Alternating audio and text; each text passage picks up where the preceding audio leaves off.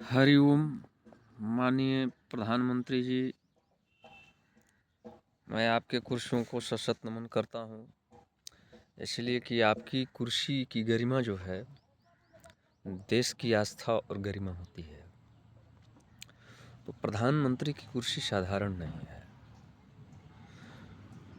मैं गलत विचारधाराओं को, गलत नियम कानून का प्रतिकार करता हूँ, वहाँ विरोधाभास करता हूँ, लेकिन आपके प्रत्येक अच्छे कार्यों का सराहना करता हूँ और ईश्वर से प्रार्थना करते हुए मैं यह कामना करता हूँ कि ईश्वर अच्छे कार्य करने वाले लोगों को इतना बल दें, इतना बुद्धि दें,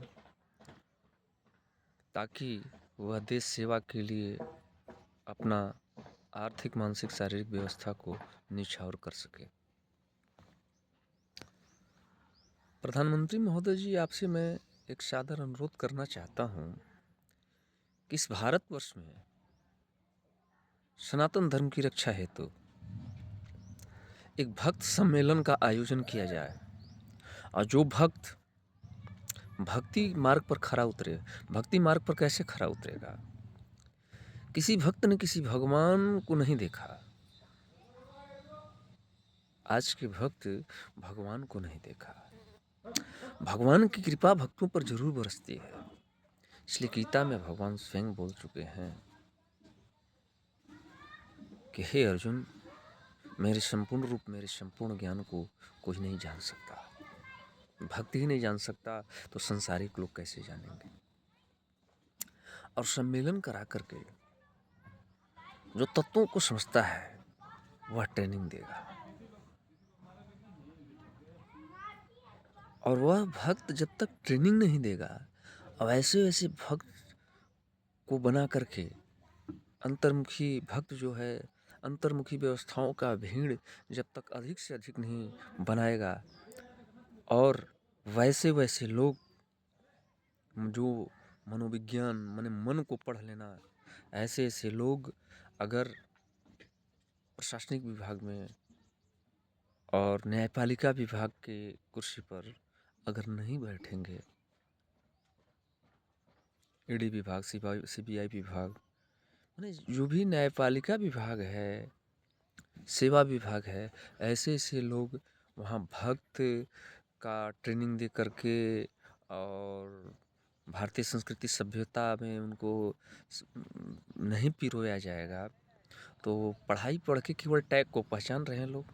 वैसे वैसे टैग को पहचानना, टैग को आदर करना और बाह्यमुखी का आदर करना और अंतर्मुखी व्यवस्थाओं को नहीं समझना, मतलब कि किसी भी गरीब जनता, शोषित, वंचित, दलित, पिछड़े जो सात्विक विचारधारा के हैं, उन पर दया नहीं आ सकती उनको।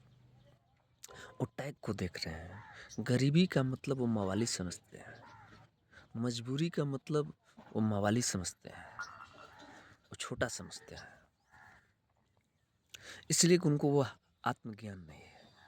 अगर जिसको आत्मज्ञान हो जाए, वह कोई भी हो, किसी जात का हो, किसी धर्म का हो, जो अगर ईश्वर को जानता है, पहचानता है, वह हमेशा एकदम शालीनता और उदार भावनाओं में रहेगा। और गलत का प्रतिकार जो है, भगवान श्री राम रामायण के द्वारा भक्त से रचना करा करके बोले हैं कि गलत के द्वारा बिन भय होत न प्रीत। तो वहाँ भय भी जरूरी होता है और धर्म की रक्षा के लिए बलिदानी भी जरूरी होती है। अगर बलिदानी की आवश्यकता नहीं होती धर्म की रक्षा के लिए, देश की सम्मान की रक्षा के लिए, तो आप फौजों की बहाली क्यों करते हैं? तो वही हमारे गीता शास्त्र के मुताबिक आज फौजों की बहाली है। बॉर्डर की सुरक्षा, आत्म सुरक्षा, जनता की सुरक्षा, यहाँ के वरीय माननीय की सुरक्षा, पदाधिकारियों की सुरक्षा और धरती माता की अस्तित्व की बात आती है, तभी हम बॉर्डर पर आर्मी, जल सेना, थल सेना, वायु सेना का गठन करके हम बॉर्डर पर मर मिटने के लिए, बलिदानी के हेतु बॉर्डर पर खड़ा कर देते हैं। और उन्हीं लोगों, वीर पुरुष, त्यागी लोग के चलते आज सभी देशवासी सुरक्षित महसूस करते हैं।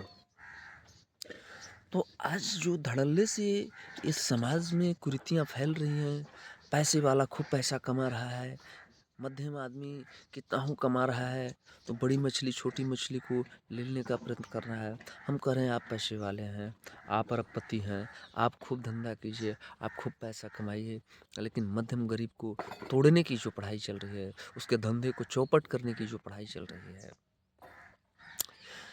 तो ये कितना घिनौना और कितना गंदा काम है कि कोई रुपए पर सो रहा है और कोई परिश्रम करके भी दाल रोटी अपना नहीं खा पा रहा है। एक कैसी विडंबना है, एक कैसी देशभक्ति है, एक ऐसा महापुरुष बनने की परिभाषा है, एक ऐसा सामाजिक सुरक्षा है जहाँ लोग असुरक्षित महसूस कर रहे हैं, स्वतंत्रता से सही बात बोल नहीं पा रहे हैं, उनको डर सता रहा है, उनको मजबूर किया जा रहा है, उनको हर तरह से रास्ता रोका जा रहा है कि आर्थिक अगर कमज़ोर है तो इसको पानी पीने को न मिले, इसका कार्य बाधित हो, इसको कहीं जालसाजी में फंसा दिया जाए। इस तरह की जो व्यवस्था चल रही है, तो हम पूछना चाहते हैं कि भारतवर्ष में जालसाजियों पर इतना कड़ा कानून बने और सोशल मीडिया को थोड़ा ब्रेक लगाने की ज़रूरत है। सोशल मीडिया पर सामाजिक रूपरेखा की बात नहीं बतलाई जाती, नहीं दिखाई जाती।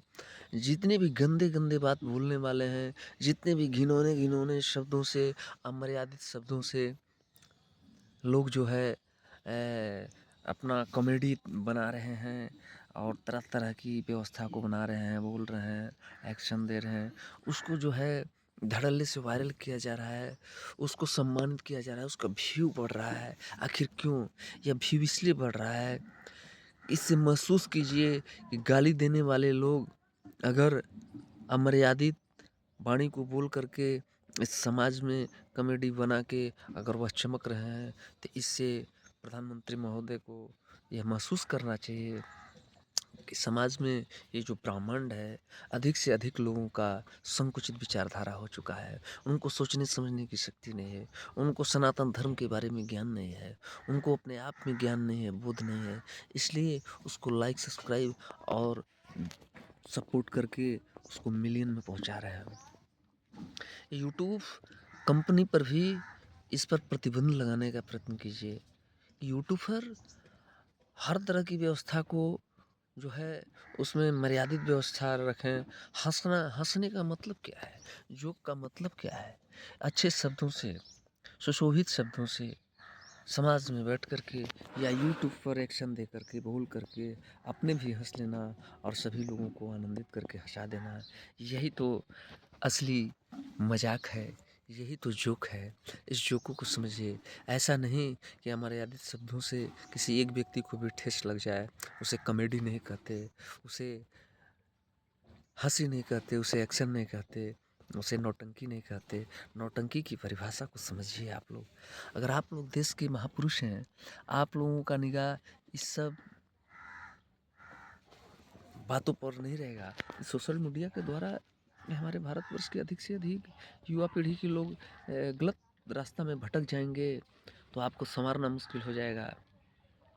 जब व्यवस्था गलत हो जाएगी, मानसिकता गलत हो जाएगी, तो आप कितने लोगों को अरेस्ट कीजिएगा। और जब समाज सही रहेगा तो कम गलतियां होंगी, तो आपको भी थोड़ा सा कार्य करने में आसान होगा। इसलिए इस संकुच विचारधारा जिस तरह से आगे बढ़ रहा है, इसको रोकने का प्रयत्न हम लोगों का, सभी लोगों का दायित्व है। भारतवर्ष में है तो स्वतंत्रता की आज़ादी का मतलब है अच्छा विचारधारा से लोगों को प्रगति का मार्ग दिखाना, लोगों को संवारना, घर परिवार में माता पिता का, पुत्र का, भाई का, बहन का, पत्नी का कर्तव्य का पालन करने के लिए हमें जो सनातन धर्म गीता का ज्ञान हमें कल्याण, मुझे पुराण रामायण, मुझे नित्य शुभ आचरण करना सिखाती रोज रामायण। हम लोग रामायण तो पढ़ते हैं लेकिन अपना आचरण पर कंट्रोल नहीं करते। कैसे उठना है, कैसे बैठना है, कैसे चलना है, कैसे कमाना है, कैसे खाना है, उस पैसे का सदुपयोग कहाँ करें, अधिकार क्षेत्र क्या क्या मुझे मिला है। तो अनाधिकार क्षेत्रों में जो नाजायज़ जिस तरह का पैसा खर्च किया जा रहा है, उस पैसे पर भी प्रतिबंध लगाया जाए कि कोई खाए बगैर मर रहा है और कोई पैसे का टैक्स का चोरी करके सरकार के पैसे को गमन करके तमाम तरह के विभाग में तमाम तरह का गमन चल रहा है, घोटाला चल रहा है, चोरी चल रहा है, भ्रष्टाचार चल रहा है। इस पर अंकुश लगाने के लिए हमें लगता है कि पार्टी दल से ऊपर उठना पड़ेगा, रिश्ते नाते से ऊपर उठना पड़ेगा। अगर ऐसा सच्चा भक्त अगर देश की कुर्सी पर प्रधानमंत्री के रूप में, राष्ट्रपति के रूप में, न्यायपालिका के रूप में सुभाष चंद्र बोस और चंद्रशेखर आज़ाद जैसे यशस्वी के लोग अगर जो त्यागी पुरुष नहीं बैठेंगे तो हमें नहीं लगता कि हमारा भारतवर्ष कभी भी आगे बढ़ सकता है। इसलिए कि जहाँ विचारधारा नहीं है, विचारधारा नहीं होगा तो एकता नहीं होगा, एकता नहीं होगा तो प्रेम नहीं होगा और प्रेम नहीं होगा। जहाँ विचारधारा नहीं होगा वहाँ प्रेम नहीं होगा, प्रेम नहीं होगा वहाँ एकता नहीं होगी, एकता नहीं होगा तो परिश्रम से कोई भी काम नहीं हो पाएगा। और एकता में ताकत होता है। कहा गया है 100 का लाठी एक का बोझ। अगर समूह में मिलकर के भारतवासी हमारे देश को व्यापार के क्षेत्र में, एग्रीकल्चर क्षेत्र में, व्यापार के तमाम जितने भी क्षेत्र हैं उसमें अपने अधिकार को समझ करके गीता के ज्ञान के द्वारा निष्काम भाव से कर्म करते हुए अगर त्याग की भावना रखें और हमेशा एक दूसरे के प्रति मीठी वाणी बोलें। मीठी वाणी बोलिए मन की सीखी खोल, औरों को शीतल करे आपों शीतल होए। तो कबीरदास, तुलसीदास, कालिदास, हमारे वाल्मीकि जी महाराज, हमारे जितने भी संत हुए, तुलसीदास जी महाराज, सभी संत एक दूसरे का आदर करते थे। संत बनकर असंतों की निंदा करे नीच तुम उन संतों से कम है नहीं। जहाँ संत लग जाता है वहाँ गंगा की धार बहती है, वहाँ यमुना की धार बहती है, वहाँ सरस्वती मैया की धार बहती है और सबका मिलन समारोह से वह संत बन जाता है। वही संगम है। संगम का मतलब क्या है? हम गंगा स्नान कर लें, कुंभ स्नान कर लें, अयोध्या जी चले जाएं, कहीं भी चले जाएं, अगर मेरा निर्मल मन जन सो मोहि पावा, मोहि कपट छल छिद्र न भावा, ऐसा मेरा विचारधारा नहीं है। कहा गया है कि बिनु सत्संग विवेक न होई, श्री राम कृपा बिनु सुलभ न होई। तो भगवान का मतलब होता है सत्य, सत्य का मतलब होता है अपने अवगुणों को भगाना और भोग रूपी दुनिया से ऊपर उठ करके, काम क्रोध मद लोभ रूपी दुनिया से ऊपर उठ करके हैं सतमार्ग को पकड़ना। जितना बने उतना कम मुझसे गलतियां हों, हमेशा अपने गलतियों को स्वीकार करते रहना। तभी पूरे भारतवर्ष में आनंद और सुख समृद्धि की कामना की जा सकती है। भाइयों एवं बंधुओं, मुझे सर्दी जुकाम हो चुका है, मेरा तबीयत ठीक नहीं है।